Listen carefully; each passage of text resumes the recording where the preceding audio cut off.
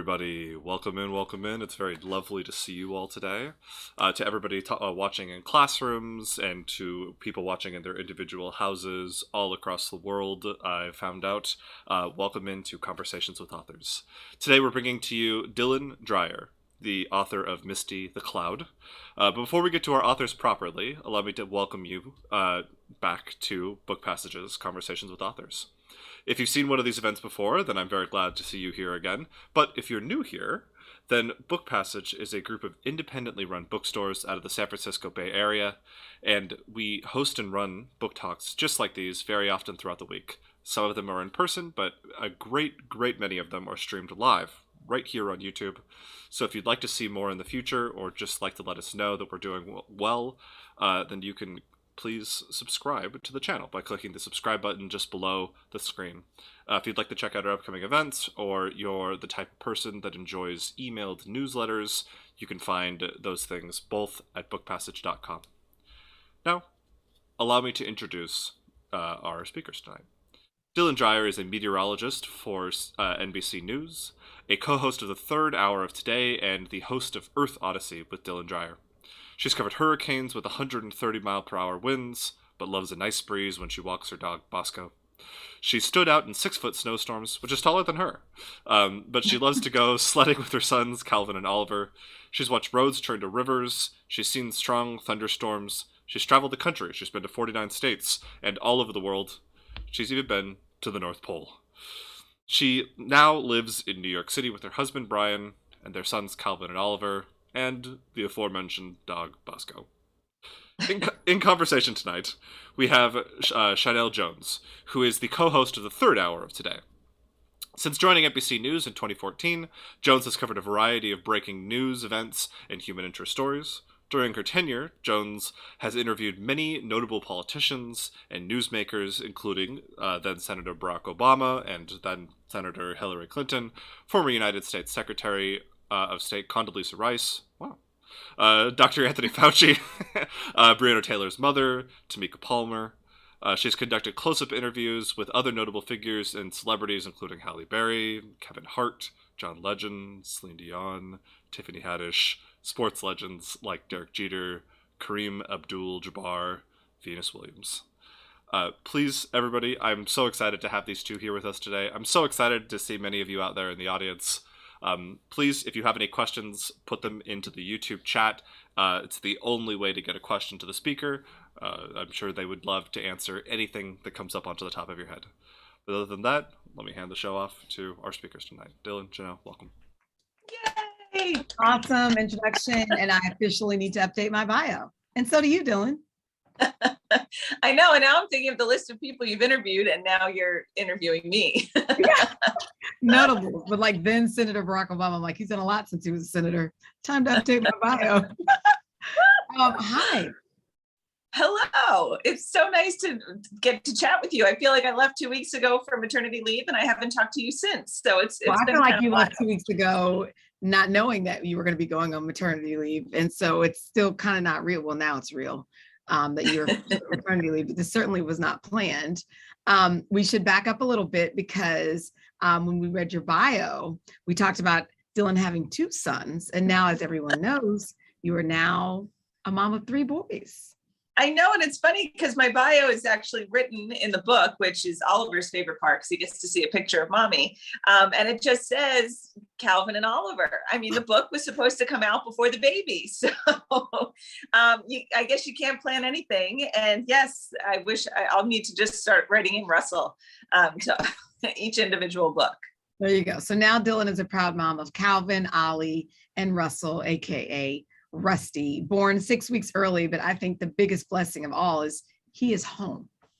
He's home. He's home and healthy. He spent only 1 week in the NICU, which is really impressive and says a lot about, his strength. And he's got to be tough. He's got 2 brothers who are going to beat up on him. I see it with Calvin and Oliver already. So he's already tough, and he's home, and he's growing. We just went to the doctor this morning, and he's already gained 3 pounds. So or three ounces. Sorry, he hasn't gained 3 like, pounds. wow, He's still little.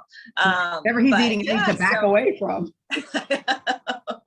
No, three ounces. So yeah, he's doing good. We're doing good, and yeah, it's just wild. That's great. Well, so I think let's start talking about this book, Misty the Cloud. And I think it's important for people to recognize. So you and I have worked together for, honestly, since I joined the Today Show around 2014, I think. And very early on, I'd say within weeks or months that we started working together, you told me about this brainchild that you had about a book about the clouds. You didn't quite have it all together, but you knew there was a there. Talk about what you've held in your heart for a really long time, you and your husband, Brian. Yeah, it's funny because my husband Brian and I, we like to be creative together, and it's very organic. We make up songs, we just do silly things, we put together videos. It's just, we have a lot of fun just creating things together. And we were on vacation once, and my little suitcase was sitting next to his suitcase, and mine had a big orange bow tied around it. And Brian just made up these names. He said, that looks like Mr. and Mrs. Happy Man Thirsty Burger. And I said, oh, that's adorable, and then so we put them up in the overhead wherever we were going, and the little bow was sticking out of the overhead, after you close the bin. And we were just kind of imagining this story of this suitcase couple that travels the world together. And we're like, that would make a really cute book. And Brian said, well, we don't know that much about traveling the world, because this was about 10 years ago. And he said, but you do know a lot about weather, a lot about clouds. What if we talked about these clouds that traveled the world, or this a whole cloud world? And it just sounded like the best idea, because especially when I was working up in Boston, or I worked in Providence, Rhode Island, I talked to a lot of schools, and especially first, second grade. And it's hard because the science can be complicated to just go right in and just start babbling on about science and weather and, what causes clouds. I always wish there was a story that I could start with, just a nice story about clouds. So it just sort of, morphed into this whole idea, and we just started daydreaming more about it. And once we did that, we came up with all these ideas and realized how much weather parallels our emotions. In this book, Misty, it's actually called A Very Stormy Day because she's just in a grumpy mood. She's having a bad day. And in cloud world, a bad day kind of makes you think about a thunderstorm. Like the more angry you get, the more riled up you get, and you just explode into this big thunderstorm. But it's the consequences of what happens, when you turn into a thunderstorm, and how it impacts everyone else around you. So it started 10 years ago. It took until now for it to be out there, but our imagination is finally in a book, and now I get to share it with everybody. I love it. And for people, a little behind the scenes knowledge before we get into what exactly it's about. It's interesting because you did a lot of research for this book. I remember when, I don't know if Calvin was born yet, when I had my little kids read kind of like an idea about it, because you didn't have any kiddos old enough. So I don't know if Calvin was young or if he wasn't even born. No, he wasn't born yet. So your oldest wasn't even here. Isn't that crazy?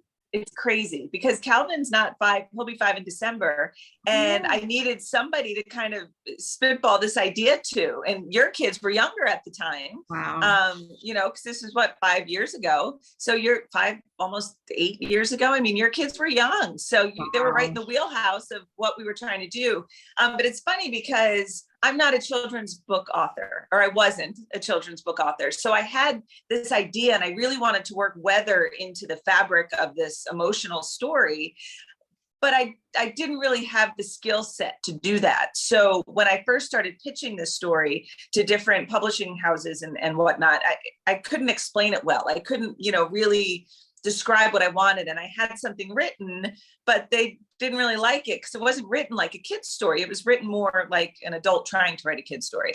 Mm-hmm. And so eventually over time, we let the idea go, and then we kind of brought it back up again. And I teamed up with Alan Katz, who's my co-author, who has so many children's books. And the thing I love about his children's books, there's some humor there. There's little jokes that some kids get, the parents get. And that's what I wanted. I wanted it to be something that parents enjoyed reading to their kids, and kids could get a chuckle now and then. And just the structure of the story, he knows how to do that. So once we teamed up, it just seemed like the the perfect combination, the way we work together. I kind of give him an outline.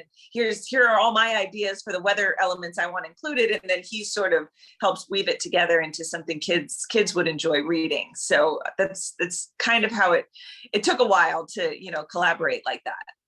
Is there an ideal age, or is it any kid, or is it anybody who's young at heart? And if you're a kid? Well, that's why I think it's fun, because, it's mostly for kids 3 to 7. And it's kind of a wide age group because, the story itself, it's colorful, it's bright. Rosie Butcher, our illustrator, who somehow, some way, it's like she could see into my brain and could visualize the same pictures I was seeing. And she put it on the paper and brought the colors that you see in weather, the sunrise, the sunset, the colors of a thunderstorm, rainbows, she brought it all together.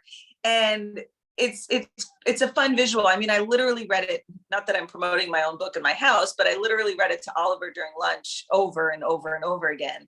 And he likes it, right? I know, I think I'm allowed to do that. And he likes to see the colorful pictures and point at the balloons, and see the whole story. Whereas Calvin gets the little jokes, he gets the storyline, he asks questions about why so-and-so feels this way, or why Misty, he'll look up at the sky and say, is Misty upset today? So we can have more in-depth conversations. So you've got Ollie, who's 1.5, you've got Calvin, who's 5, but then in the back of the book, which I'm so proud of, the back of the book is all the science, because I didn't want to beat people over the head with the science in the story. It's an emotional story that kids can relate to, but the back of the book is where you can take it that extra step. You can learn about updrafts and downdrafts. You can learn what a cumulonimbus cloud is. You can learn what creates a thunderstorm, why thunder happens, why lightning happens, and there are activities, there are fun things you can do to kind of do some experiments at home too. So that's why I feel like it checks off a whole slew of age groups, because it can be as complicated or as simple as you want it to be. Well, my mom, she just retired, but she's a teacher, and I watched her try to come up with new material for her students. And I feel like for the teachers who are listening, this is the perfect type of resource that's easy. We did one on the 3rd hour of today on the Today Show where we had brown paper bags and we were throwing it and, make thunder. And it's one of those things where even the adults, we had to do it again. And it just makes learning fun. And for adults, I feel like as teachers, or if you're a parent, we still have some things to learn too. It's like, you know what I mean? So it kind of works for everybody. And that's what's cool because, as a meteorologist, I didn't have to, reach out to another scientist to find out the science behind the book. As I'm writing it, I've got it all in my mind. So even though it's an imaginative story about clouds and that live in the town of Horizon, it's factually correct. Like clouds aren't going to do things that clouds can't do normally. And the way Misty grows, it's natural to how a thunderstorm would grow. And then so all the back matter in the book, it's from my brain because I know weather, and as a meteorologist, I can explain it. And I've been fortunate enough to get the chance to explain it to classrooms. So I know what makes kids smile. I know what makes kids, I remember back in the day before I would bring props and stuff with me to the classroom, trying to explain the difference between liquid water versus frozen water versus, vapor. And I just pull kids up and they were my water molecules, because I loved like jostling them around. And it's like, no, you're almost water vapor. You're almost water vapor. And then boom, they break apart and they turn into water vapor in the air. So it's fun to break down science in a way that kids, that just makes them smile. It's funny for all of our kiddos watching. And I know a lot of people wanted to ask questions. I think because they're children and the way YouTube is designed, some of you can't put your questions in the chat. So we'll try to come up with some questions that we think you may want to know. I feel like maybe we should back up and just talk a little bit about what the book is about. I just realized. So Misty the Cloud, this is the first book in the Misty the Cloud series. And this one's called A Very Stormy Day. And, not to give too much away, but Misty is the cloud. She's the main cloud character. And she just, for various reasons, is having a bad day. Something goes wrong. She's woken up from a good dream. She's trying to find friends to play with. Like just everything seems to just be going wrong. So she's grumpy, and the grumpier she gets, the more grumpy she feels. And it's just snowballing, no pun intended, but it just kind of keeps developing and growing into this big thunderstorm. So eventually she turns into a big booming thunderstorm. But when a cloud has a bad day and turns into a thunderstorm, it impacts people living on the ground. So Claire is our human character, and she is so excited for her baseball game. But because of the thunderstorm, the game gets rained out. So now Claire's upset. So their feelings are kind of, relatable. Parallel. They're running parallel. Yes, they don't really know each other exists, but they're having a similar day.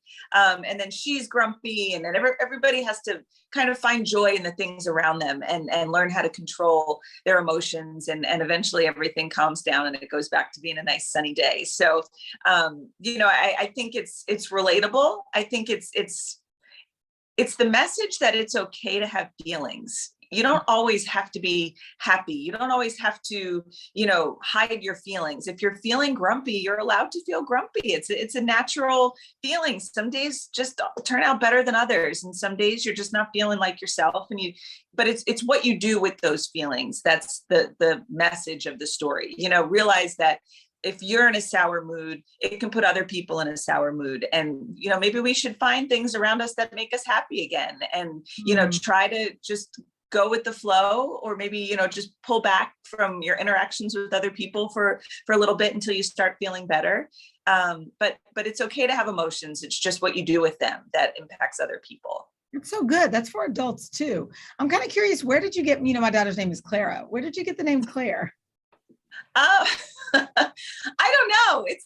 I really have no idea. And she has her brother Tyler, so it's Claire and Tyler.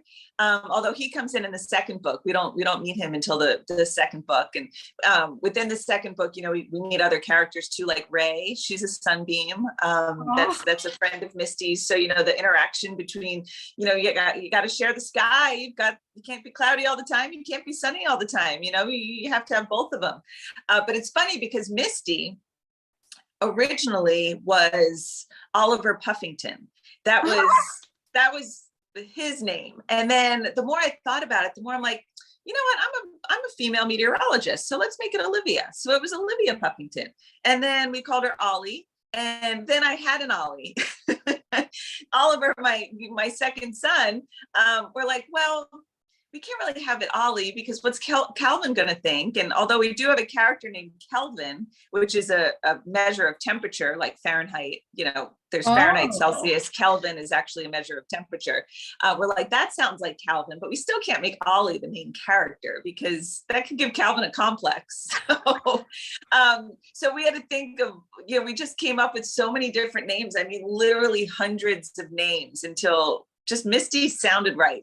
Cloud is basically made up of mist. So that's kind of how Misty got her name eventually.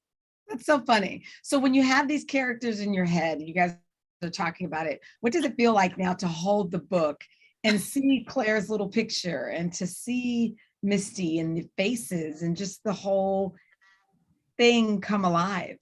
It's funny because my mom, she was up here this weekend because the baby came early, and she said, I showed her the book and she's like, oh, it's a real book. Yeah, she's, I don't know what she was imagining, but it's so funny because she doesn't know me as an author, and, to actually hold the book. And she's like, oh, it has like a book jacket and it's a hardcover book and it's so colorful and bright. And I said, yeah, Mom, we worked really hard on this. And, Random House is a legit publishing house. So, I mean, to actually see it and to see my name and to see, Misty on the front as she was in my brain, I can't even put it into words because I haven't been to a store yet because I haven't left the house much. I can't wait to go into an actual bookstore and see it on the shelves because I haven't had that experience yet, but I did order myself a copy.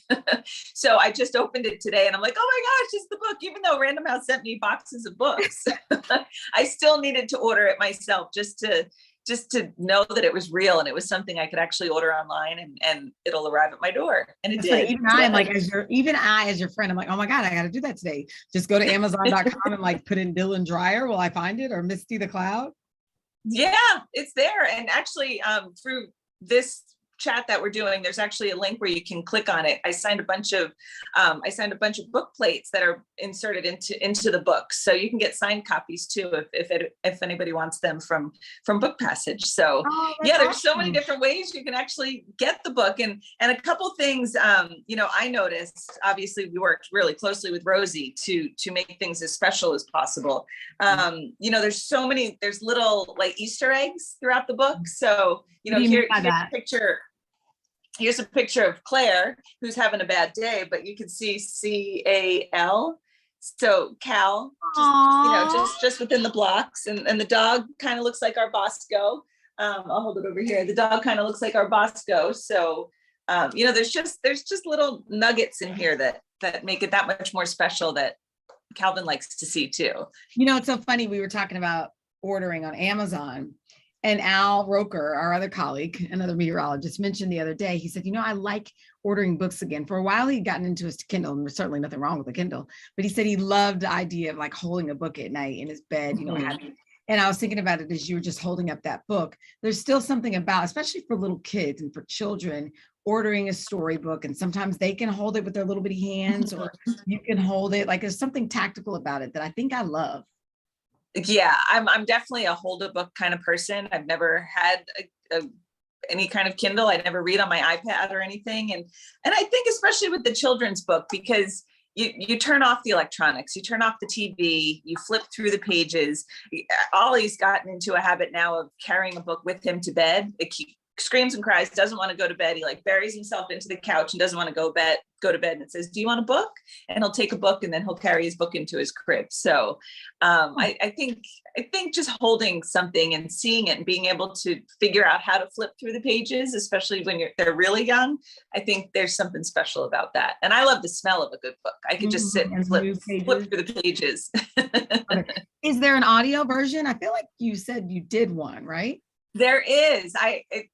I listened to it for the first time today because I cannot listen to my own voice. I absolutely can't stand listening to my own voice. People would find that hard to believe because you're on television for a living. I know, but I don't watch our shows. I don't listen to us on the radio. I don't like hearing my own voice, but it was really awesome to be able to go into an audio booth and read the book as if I was reading it to my own kids.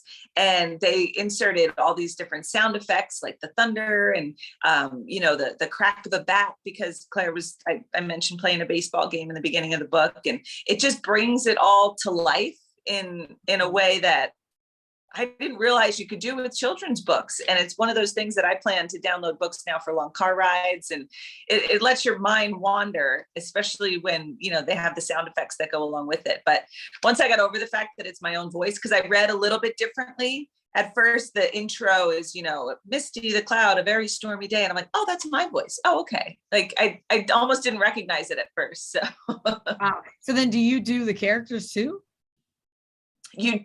You do. I'm not really a character actor.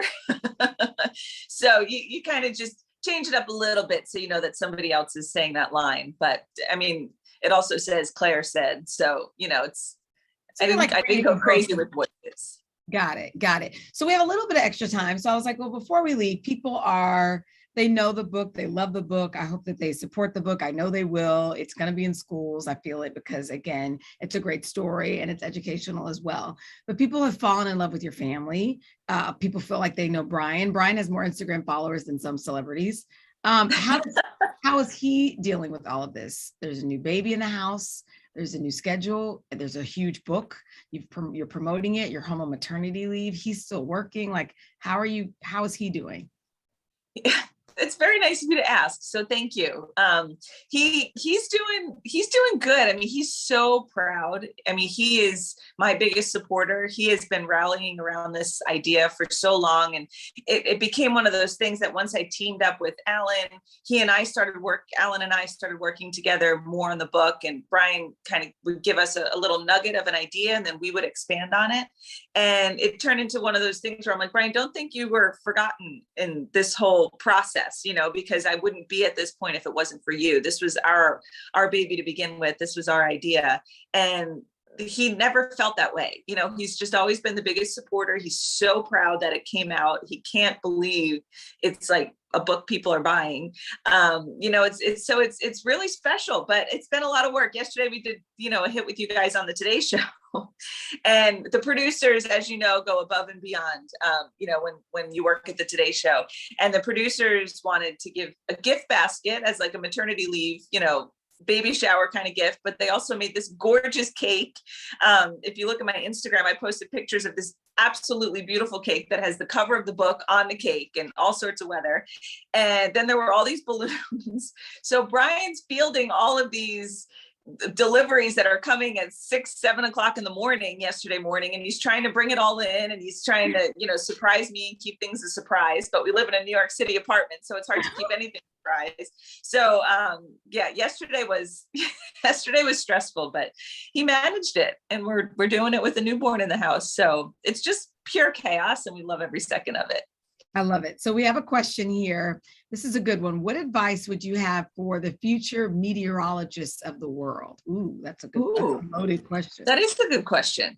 The thing that's great about meteorology is we always need forecasters, because there are computer models that obviously everybody looks on an app on their phone and they can see that it's going to rain, or they see it looks like it's going to rain, and then, you know, but what's really going to happen? You need meteorologists to decipher all that data that you're getting on computers, that you're getting on apps, that you're getting, you know, on a radar screen or a satellite. Like, that's what we do. We interpret that data and turn it into an accurate forecast for everybody. So if you love math, if you love science, there's a lot of that involved. If you don't love math and science, computers do a lot of that for you. So just get through it in school and, you know, continue your passion. So many websites now, you know, the National Oceanic and Atmospheric Administration, the National Weather Service, so many you know, government websites provide the information you need. So if you're interested in the weather, those are great resources to learn a little more about the weather, to try to make your own forecasts, and then just go for it. I didn't know that meteorology was something you could major in until I actually started college. I never learned about weather in school. I never had weather units growing up, you know, in my grade school classrooms, which I think is crazy, because now you see it all over the place. And I went to school for engineering. And then once I got to school and realized I don't love engineering, all of my math and science credits transferred over to meteorology. And I've always loved the weather. So it ended up just being one of those things that I fell into. But if it's something you're passionate about, just keep learning as much as you can about it. It impacts us every day. So it's a good thing to be interested in. I don't know. I mean, we've talked about going to school. We talked about you going to Rutgers, but I don't think I didn't realize that you didn't dream of being a meteorologist. Like, I knew you liked math and science, but I didn't know that you didn't go in with being a weather person. I didn't know that. Yeah, I went in wanting to do math and science. And what do you do with that? I guess you do engineering. You know, it's sort of just, I don't know what to do with 4 years of calculus and all that kind of stuff. So I guess engineering is what I would do, but I just didn't love it. I didn't have a passion for it. I never thought I would go into TV. That was also, you know, I liked forensic meteorology, which is basically, you know, lawyers need forensic meteorologists to, if there was, you know, a slip and fall, was it icy that day? You know, what was the weather that day? You know, was there a frost on the ground that maybe made things a little bit slippery? I thought maybe I'd work for the National Weather Service and forecast behind the scenes. And then I had an internship at WCBS here in New York with Craig Allen, and he had such an excitement and a passion for weather that when he talked about it, it made you excited. And I said, that's what I want to do, because I'm passionate about this too. And I want to talk about it, and I want to get other people excited about it. And then, you know, you just kind of follow the whole TV route until you get where you want to go. I never thought I'd get to the Today Show, but I'm still pinching myself over that. That's amazing. So another question here we have in our chat, did you learn anything new while writing this book? And what did you learn? I learned a lot while writing this book. I learned that it's you can't just write a children's book. I mean, there are ways that you write that children can understand, that, you know, you can't just ramble on. There has to be a purpose to a lot of what you're saying. But with a picture book, there's also a lot that you don't have to say that pictures can say. So you don't need all this extra dialogue. You don't need all these extra words, because the pictures tell a lot of the story for you. And I think that's what makes an illustrator so important with a picture book, is the fact that they can capture so much in one spread, as opposed to having to use all these extra words. And also that it's hard sometimes to get what you want to say into a children's book, because you can't say that much. You can't just keep just writing a whole novel. I mean, you have to just let the story grow on its own. And I think that's where Alan certainly helped me a lot. I mean, it was not easy. It took a lot of work, but I'm glad I let some of the professionals teach me how to do it. So you alluded to this. I just kind of assumed, but I didn't know for a fact that there will be others. Yes. So the second book's already written. It comes out next fall. It's again, we're going to introduce more characters. This is really just the start of this Misty the Cloud series. And like I said, weather and emotions parallel each other so much. And we cannot wait to share all these different story ideas that we have. So next fall is a picture book that introduces, like I said, the character Ray, who's a sunbeam. It introduces the concept of rainbows and what creates a rainbow, refraction and reflection, and the science behind, why we see rainbows in the sky. And then after that, we're doing a Step Into Reading book, which, it's funny, Calvin is the age of a picture book right now. And then by the time the Step Into Reading book comes out, Calvin will be the age that he's starting to learn how to read on his own. So he's kind of my co-editor on this whole thing. And we have that one. We have the idea in motion for that one. That's coming out in 2 falls. So it's just part of a whole Misty the Cloud series. I love that. Is there a favorite part of this particular children's book for you, or and also for your kids? I remember you saying there's a part that Calvin laughs or what have you. Give me some favorite parts. Well, there's this one part. So not to give anything away, but Misty loves hot air balloons. So there's this awesome spread where these hot air balloons come in, and everybody feels so happy. And all her friends join her to kind of just take in the hot air balloons. And it's funny because you have, "Ooh, balloons," Wispy said. "Balloons," Kelvin shouted. "Balloons," said Scud as he joined his friends. "Spoons," gurgled Nimby, not quite able to say balloons because Nimby's Scud's little brother. So with these balloons, right, like legit balloons, this is unsolicited. Oliver says spoons. So I'm like, this is so funny because he's naturally saying spoons. And that was like this joke that we wrote a year ago before the book ever came out.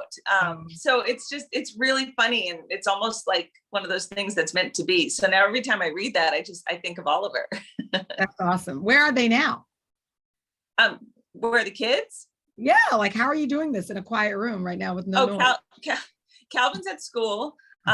Brian took Rusty, whatever we're calling him, RJ. I don't know what to call him yet. He's at the doctor, just getting a checkup, and Oliver is playing with some friends. So have you had a moment to, because you're still doing this too, like, have you had a moment to, you just gave birth, Dylan. How was Rusty? No, seriously. He's 2 weeks today.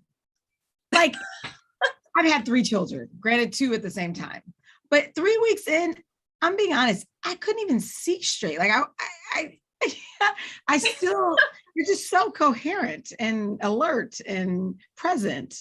I'm glad you think I'm coherent because I feel like I'm rambling and not making much sense. So the fact that you're saying I'm coherent makes me feel better. It's funny because he had to stay in the NICU because he was 6 weeks early. They wouldn't let him leave the NICU until he was 35 weeks old.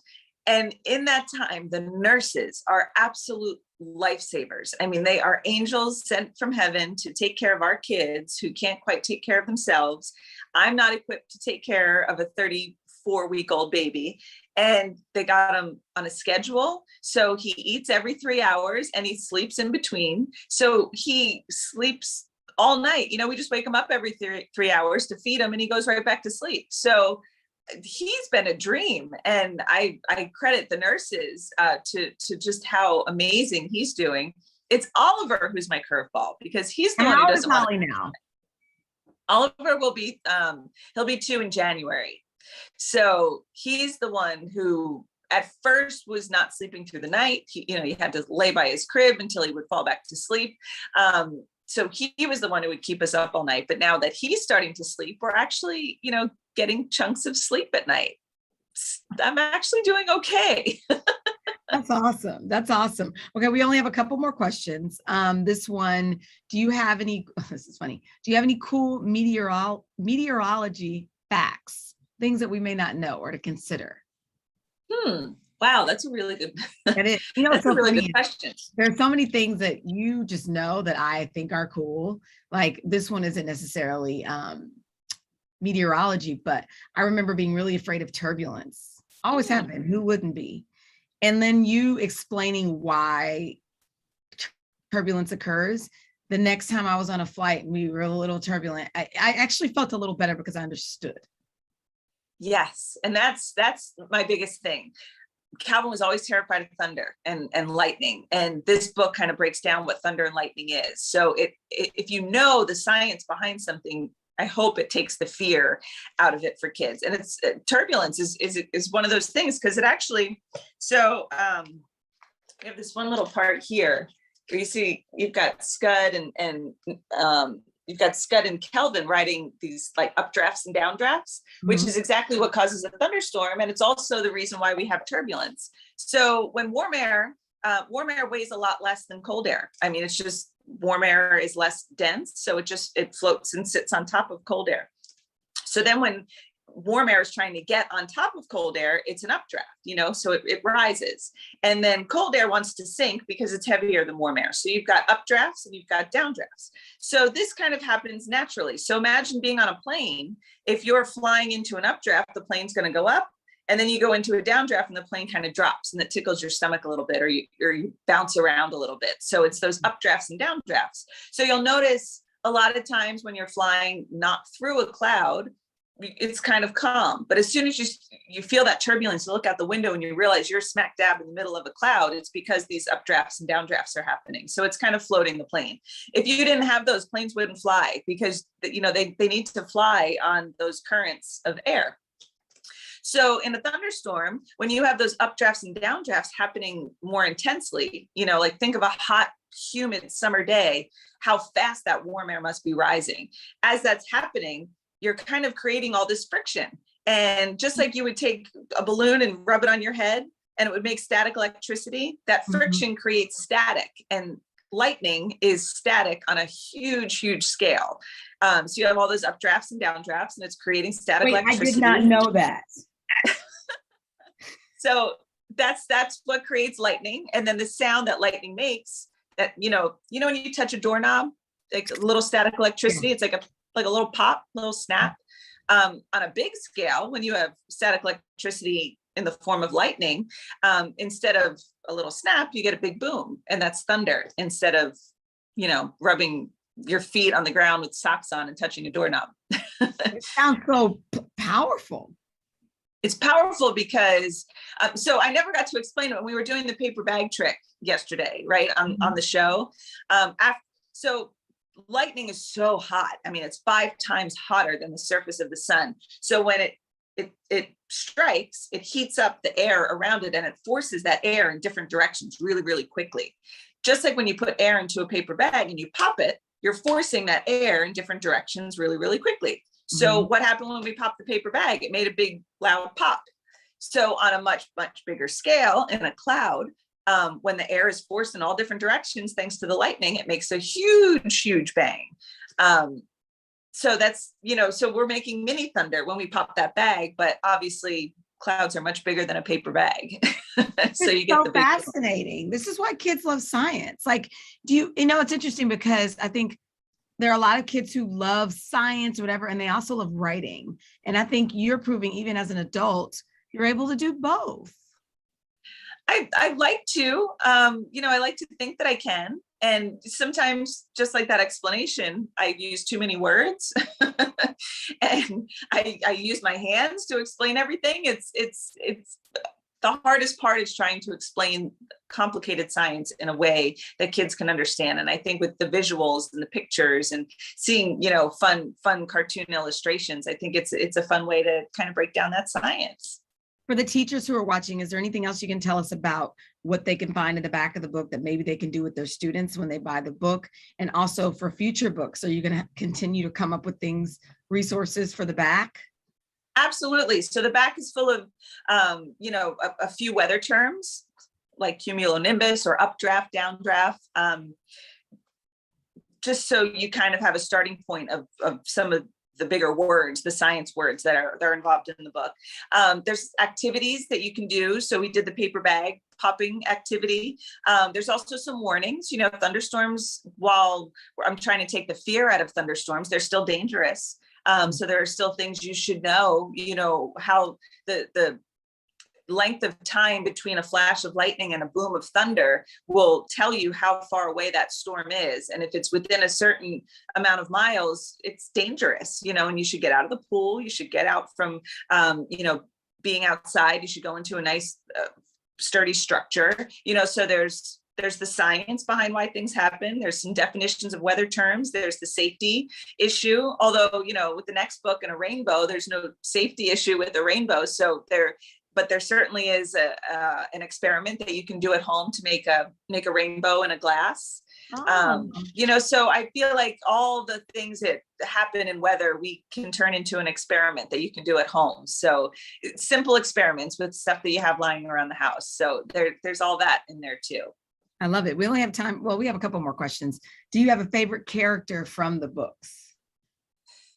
A favorite? It's hard because they're all like my little babies. I wondered. I almost thought that's what you would say. I mean, I didn't know. Yeah. Misty is the main character. So of course, I adore her. She's the reason this whole thing is happening.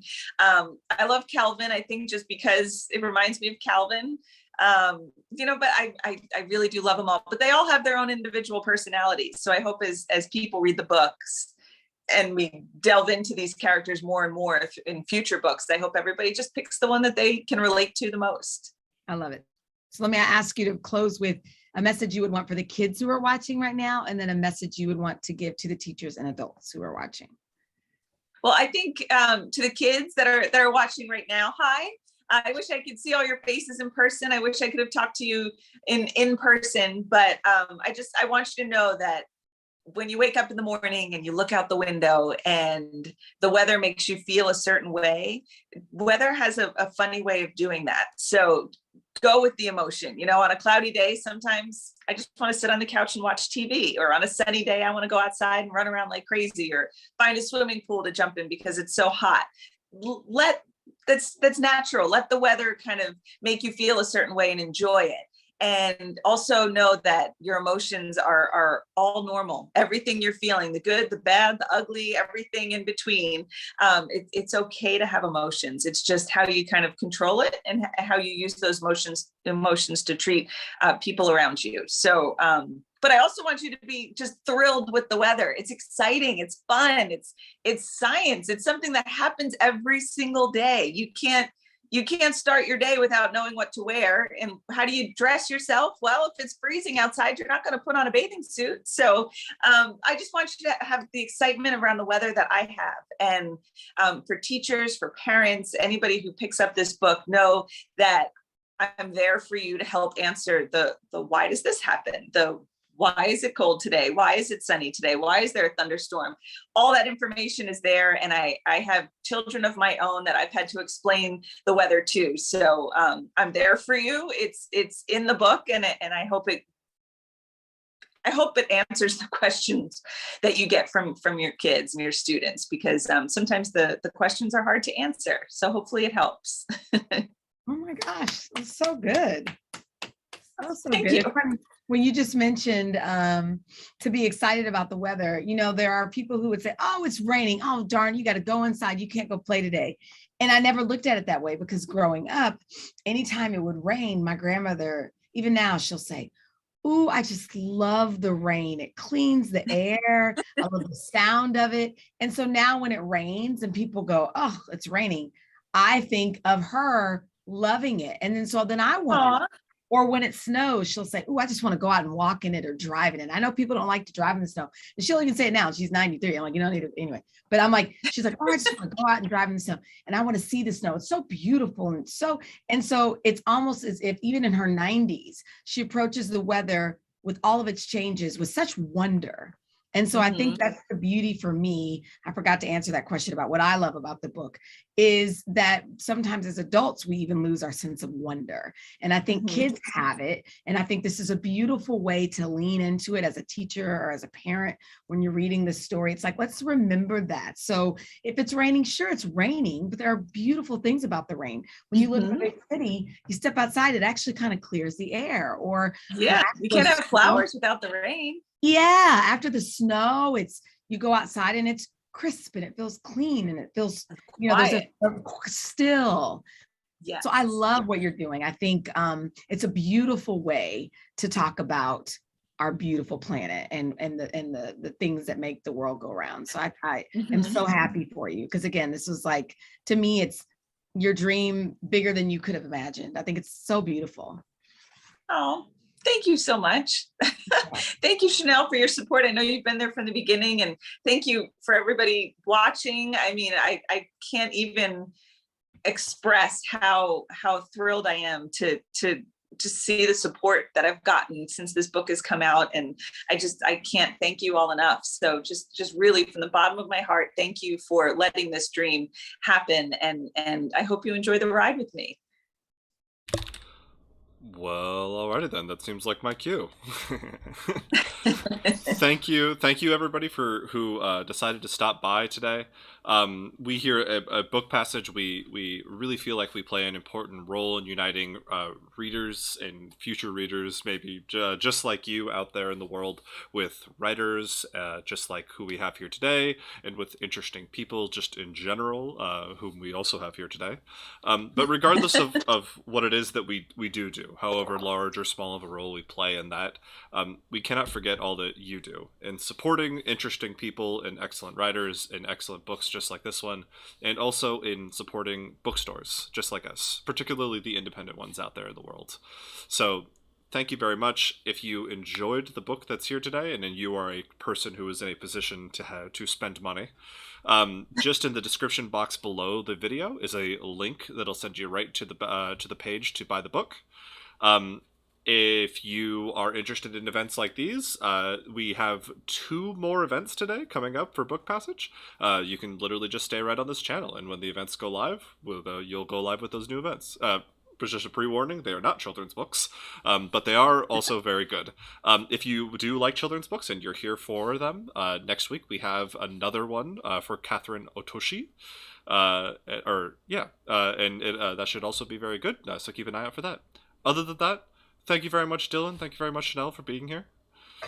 Thank you. Very glad to have you. I'm honored to be here. So thank you so much for just letting us chat for a while. Absolutely.